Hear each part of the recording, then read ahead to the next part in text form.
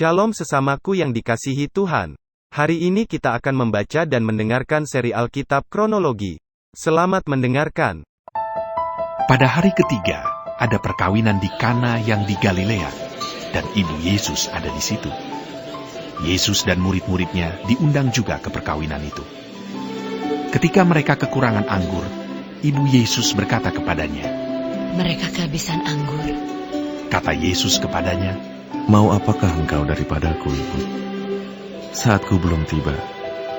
Tetapi ibu Yesus berkata kepada pelayan-pelayan, "Apa yang dikatakan kepadamu, buatlah itu."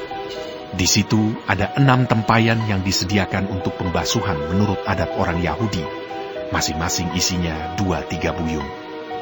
Yesus berkata kepada pelayan-pelayan itu, "Isilah tempayan-tempayan itu penuh dengan air." dan mereka pun mengisinya sampai penuh. Lalu kata Yesus kepada mereka, "Sekarang cedoklah, dan bawalah kepada pemimpin pesta." Lalu mereka pun membawanya. Setelah pemimpin pesta itu mengecap air yang telah menjadi anggur itu, dan ia tidak tahu dari mana datangnya, tetapi pelayan-pelayan yang mencedok air itu mengetahuinya. Ia memanggil mempelai laki-laki dan berkata kepadanya, "Setiap orang menghidangkan anggur yang baik dahulu, dan sesudah orang puas minum, barulah yang kurang baik. Akan tetapi, engkau menyimpan anggur yang baik sampai sekarang." Hal itu dibuat Yesus di Kana yang di Galilea sebagai yang pertama dari tanda-tandanya, dan dengan itu ia telah menyatakan kemuliaannya, dan murid-muridnya percaya kepadanya. Sesudah itu, Yesus pergi ke Kapernaum bersama-sama dengan ibunya dan saudara-saudaranya dan murid-muridnya, dan mereka tinggal di situ hanya beberapa hari saja. Ketika hari raya Paskah orang Yahudi sudah dekat, Yesus berangkat ke Yerusalem. Dalam bait suci didapatinya pedagang-pedagang lembu, kambing, domba, dan merpati, dan penukar-penukar uang duduk di situ. Ia membuat cambuk dari tali, lalu mengusir mereka semua dari bait suci dengan semua kambing, domba, dan lembu mereka. Uang penukar-penukar dihamburkannya ke tanah, dan meja-meja mereka dibalikkannya.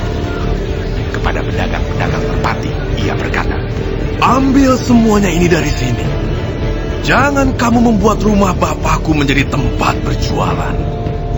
Maka teringatlah murid-muridnya bahwa ada tertulis, "Cinta untuk rumahmu menghanguskan aku." Orang-orang Yahudi menantang Yesus. Katanya, "Tanda apakah dapat engkau tunjukkan kepada kami bahwa engkau berhak bertindak demikian?" Jawab Yesus kepada mereka, "Rombak bait Allah ini, dan dalam 3 hari aku akan mendirikannya kembali." Lalu kata orang Yahudi kepadanya, 46 tahun orang mendirikan bait Allah ini, dan engkau dapat membangunnya dalam 3 hari. Tetapi yang dimaksudkannya dengan bait Allah ialah tubuhnya sendiri. Kemudian sesudah ia bangkit dari antara orang mati, barulah teringat oleh murid-muridnya bahwa hal itu telah dikatakannya. Dan mereka pun percayalah akan kitab suci dan akan perkataan yang telah diucapkan Yesus. Dan sementara ia di Yerusalem selama hari raya Paskah, banyak orang percaya dalam namanya, karena mereka telah melihat tanda-tanda yang diadakannya. Tetapi Yesus sendiri tidak mempercayakan dirinya kepada mereka, karena ia mengenal mereka semua, dan karena tidak perlu seorang pun memberi kesaksian kepadanya tentang manusia, sebab ia tahu apa yang ada di dalam hati manusia.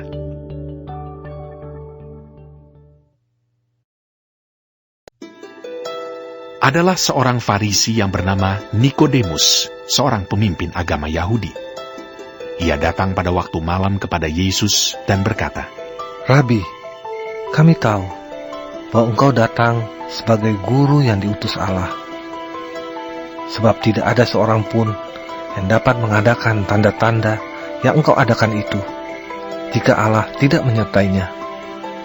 Yesus menjawab, katanya, "Aku berkata kepadamu, sesungguhnya, jika seorang tidak dilahirkan kembali, ia tidak dapat melihat kerajaan Allah." Kata Nikodemus kepadanya, bagaimanakah mungkin seorang dilahirkan kalau ia sudah tua? Dapatkah ia masuk kembali ke dalam rahim ibunya dan dilahirkan lagi? Jawab Yesus, Aku berkata kepadamu, sesungguhnya, jika seorang tidak dilahirkan dari air dan roh, ia tidak dapat masuk ke dalam kerajaan Allah. Apa yang dilahirkan dari daging adalah daging, dan apa yang dilahirkan dari roh adalah roh. Janganlah engkau heran, karena aku berkata kepadamu, kamu harus dilahirkan kembali. Angin bertiup kemana ia mau, dan engkau mendengar bunyinya.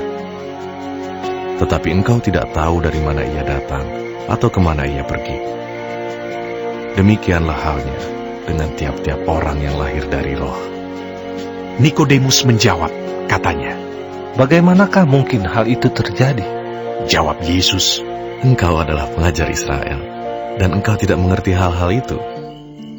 Aku berkata kepadamu, sesungguhnya kami berkata-kata tentang apa yang kami ketahui, dan kami bersaksi tentang apa yang kami lihat, tetapi kamu tidak menerima kesaksian kami. Kamu tidak percaya waktu aku berkata-kata dengan kamu tentang hal-hal duniawi. Bagaimana kamu akan percaya kalau aku berkata-kata dengan kamu tentang hal-hal surgawi? Tidak ada seorang pun yang telah naik ke surga, selain daripada Dia yang telah turun dari surga, yaitu Anak Manusia. Dan sama seperti Musa meninggikan ular di padang gurun, demikian juga Anak Manusia harus ditinggikan, supaya setiap orang yang percaya kepadanya beroleh hidup yang kekal. Karena begitu besar kasih Allah akan dunia ini, sehingga Ia telah mengaruniakan anaknya yang tunggal, supaya setiap orang yang percaya kepadanya tidak binasa, melainkan beroleh hidup yang kekal. Sebab Allah mengutus anaknya ke dalam dunia, bukan untuk menghakimi dunia, melainkan untuk menyelamatkannya oleh Dia. Barang siapa percaya kepadanya, ia tidak akan dihukum. Barang siapa tidak percaya, ia telah berada di bawah hukuman, sebab ia tidak percaya dalam nama Anak Tunggal Allah. Dan inilah hukuman itu. Terang telah datang ke dalam dunia, tetapi manusia lebih menyukai kegelapan daripada terang, sebab perbuatan-perbuatan mereka jahat. Sebab barang siapa berbuat jahat, membenci terang, dan tidak datang kepada terang itu, supaya perbuatan-perbuatannya yang jahat itu tidak nampak. Tetapi barang siapa melakukan yang benar, ia datang kepada terang, supaya menjadi nyata bahwa perbuatan-perbuatannya dilakukan dalam Allah. Sesudah itu, Yesus pergi dengan murid-muridnya ke tanah Yudea, dan Ia diam di sana bersama-sama mereka dan membaptis. Akan tetapi Yohanes pun membaptis juga di Ainon dekat Salim, sebab di situ banyak air, dan orang-orang datang ke situ untuk dibaptis. Sebab pada waktu itu Yohanes belum dimasukkan ke dalam penjara. Maka timbullah perselisihan di antara murid-murid Yohanes dengan seorang Yahudi tentang penyucian. Lalu mereka datang kepada Yohanes dan berkata kepadanya, Rabi, orang yang bersama dengan engkau di seberang sungai Yordan, dan yang tentang dia engkau telah memberi kesaksian, dia membaptis juga, dan semua orang pergi kepadanya. Jawab Yohanes, Tidak ada seorang pun yang dapat mengambil sesuatu bagi dirinya, kalau tidak dikaruniakan kepadanya dari sorga. Kamu sendiri dapat memberi kesaksian bahwa aku telah berkata, Aku bukan Mesias, tetapi aku diutus untuk mendahuluinya. Yang empunya mempelai perempuan ialah mempelai laki-laki, tetapi sahabat mempelai laki-laki yang berdiri dekat dia dan yang mendengarkannya sangat bersukacita mendengar suara mempelai laki-laki itu. Itulah sukacitaku, dan sekarang sukacitaku itu penuh. Ia harus makin besar, tetapi aku harus makin kecil. Siapa yang datang dari atas adalah di atas semuanya. Siapa yang berasal dari bumi, termasuk pada bumi, dan berkata-kata dalam bahasa bumi. Siapa yang datang dari sorga adalah di atas semuanya. ia memberi kesaksian tentang apa yang dilihatnya dan yang didengarnya, tetapi tak seorang pun yang menerima kesaksiannya itu. Siapa yang menerima kesaksiannya itu? Ia mengaku bahwa Allah adalah benar. Sebab siapa yang diutus Allah, dialah yang menyampaikan firman Allah. Karena Allah mengaruniakan rohnya dengan tidak terbatas. Bapa mengasihi anak dan telah menyerahkan segala sesuatu kepadanya. Barang siapa percaya kepada anak, ia beroleh hidup yang kekal. Tetapi barang siapa tidak taat kepada anak, ia tidak akan melihat hidup, melainkan murka Allah tetap ada di atasnya.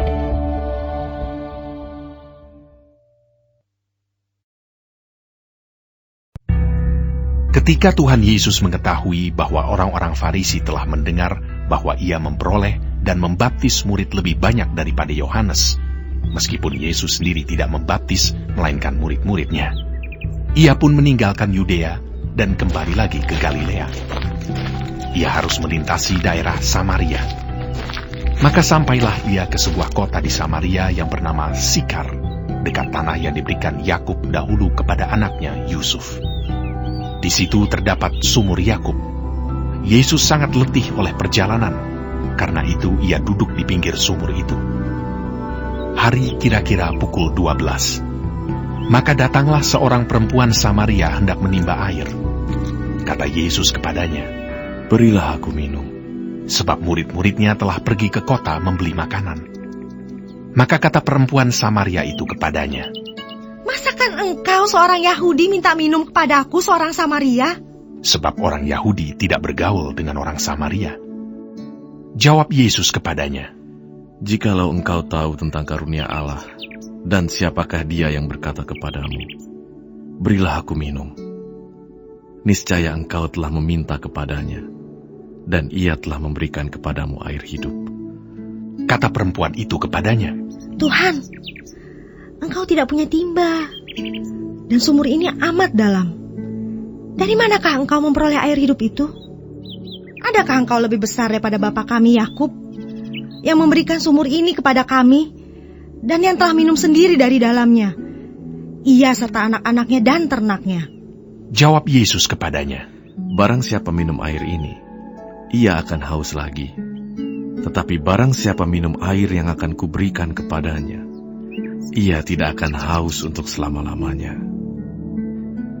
Sebaliknya, air yang akan kuberikan kepadanya akan menjadi mata air di dalam dirinya, yang terus-menerus memancar sampai kepada hidup yang kekal. Kata perempuan itu kepadanya, Tuhan, berikanlah aku air itu, supaya aku tidak haus dan tidak usah datang lagi ke sini untuk menimba air. Kata Yesus kepadanya, Pergilah, panggillah suamimu, dan datang ke sini. Kata perempuan itu, Aku tidak mempunyai suami. kata Yesus kepadanya, Tepat katamu, bahwa engkau tidak mempunyai suami. Sebab engkau sudah mempunyai 5 suami, dan yang ada sekarang padamu bukanlah suamimu. Dalam hal ini engkau berkata benar. Kata perempuan itu kepadanya, Tuhan, nyata sekarang padaku bahwa engkau seorang nabi. Nenek moyang kami menyembah di atas gunung ini, tetapi kamu katakan bahwa Yerusalemlah tempat orang menyembah. Kata Yesus kepadanya, Percayalah kepadaku, hai perempuan, saatnya akan tiba, bahwa kamu akan menyembah Bapa bukan di gunung ini, dan bukan juga di Yerusalem. Kamu menyembah apa yang tidak kamu kenal. Kami menyembah apa yang kami kenal. Sebab keselamatan datang dari bangsa Yahudi. Tetapi saatnya akan datang, dan sudah tiba sekarang, bahwa penyembah-penyembah benar akan menyembah Bapa dalam roh dan kebenaran. Sebab Bapa menghendaki penyembah-penyembah demikian. Allah itu roh, dan barang siapa menyembah Dia, harus menyembahnya dalam roh dan kebenaran. Jawab perempuan itu kepadanya, Aku tahu bahwa Mesias akan datang, yang disebut juga Kristus. Apabila ia datang, ia akan memberitakan segala sesuatu kepada kami. Kata Yesus kepadanya, Akulah dia yang sedang berkata-kata dengan engkau. pada waktu itu datanglah murid-muridnya, dan mereka heran bahwa ia sedang bercakap-cakap dengan seorang perempuan. Tetapi tidak seorang pun yang berkata, "Apa yang engkau kehendaki?" atau "Apa yang engkau percakapkan dengan dia?" Maka perempuan itu meninggalkan tempayannya di situ, lalu pergi ke kota dan berkata kepada orang-orang yang di situ, Mari, lihat. Di sana ada seorang yang mengatakan kepadaku segala sesuatu yang telah kuperbuat. Mungkinkah dia Kristus itu? Maka mereka pun pergi keluar kota, lalu datang kepada Yesus. Sementara itu murid-muridnya mengajak dia, katanya, Rabi, makanlah. akan tetapi ia berkata kepada mereka. Padaku ada makanan yang tidak kamu kenal. Maka murid-murid itu berkata seorang kepada yang lain, Adakah orang yang telah membawa sesuatu kepadanya untuk dimakan? kata Yesus kepada mereka. Makananku ialah melakukan kehendak Dia yang mengutus aku dan menyelesaikan pekerjaannya. Bukankah kamu mengatakan, 4 bulan lagi tibalah musim menuai? Tetapi aku berkata kepadamu, lihatlah sekelilingmu, dan pandanglah ladang-ladang yang sudah menguning dan matang untuk dituai. Sekarang juga penuai telah menerima upahnya, dan ia mengumpulkan buah untuk hidup yang kekal, sehingga penabur dan penuai sama-sama bersuka cita. Sebab dalam hal ini benarlah peribahasa, yang seorang menabur dan yang lain menuai. Aku mengutus kamu untuk menuai apa yang tidak kamu usahakan. Orang-orang lain berusaha, dan kamu datang memetik hasil usaha mereka. Dan banyak orang Samaria dari kota itu telah menjadi percaya kepadanya karena perkataan perempuan itu yang bersaksi. Ia mengatakan kepadaku segala sesuatu yang telah kuperbuat. Ketika orang-orang Samaria itu sampai kepada Yesus, mereka meminta kepadanya supaya ia tinggal pada mereka, dan ia pun tinggal di situ 2 hari lamanya. Dan lebih banyak lagi orang yang menjadi percaya karena perkataannya, dan mereka berkata kepada perempuan itu, Kami percaya, tetapi bukan lagi karena apa yang kau katakan, sebab kami sendiri telah mendengar dia, dan kami tahu bahwa dialah benar-benar juru selamat dunia. Dan setelah 2 hari itu, Yesus berangkat dari sana ke Galilea, sebab Yesus sendiri telah bersaksi bahwa seorang nabi tidak dihormati di negerinya sendiri. Maka setelah ia tiba di Galilea, orang-orang Galilea pun menyambut dia, karena mereka telah melihat segala sesuatu yang dikerjakannya di Yerusalem pada pesta itu, sebab mereka sendiri pun turut ke pesta itu. Maka Yesus kembali lagi ke Kana di Galilea, di mana ia membuat air menjadi anggur. Dan di Kapernaum ada seorang pegawai istana, anaknya sedang sakit. Ketika ia mendengar bahwa Yesus telah datang dari Yudea ke Galilea, pergilah ia kepadanya, lalu meminta supaya ia datang dan menyembuhkan anaknya, sebab anaknya itu hampir mati. Maka kata Yesus kepadanya, Jika kamu tidak melihat tanda dan mujizat, kamu tidak percaya. Pegawai istana itu berkata kepadanya, Tuhan, datanglah sebelum anakku mati. Kata Yesus kepadanya, Pergilah, anakmu hidup. Orang itu percaya akan perkataan yang dikatakan Yesus kepadanya, lalu pergi. Ketika ia masih di tengah jalan, hamba-hambanya telah datang kepadanya dengan kabar bahwa anaknya hidup. Ia bertanya kepada mereka, pukul berapa anak itu mulai sembuh? Jawab mereka, Kemarin siang pukul 1, demamnya hilang. Maka teringatlah ayah itu bahwa pada saat itulah Yesus berkata kepadanya, Anakmu hidup. Lalu ia pun percaya, ia dan seluruh keluarganya. Dan itulah tanda kedua yang dibuat Yesus ketika ia pulang dari Yudea ke Galilea.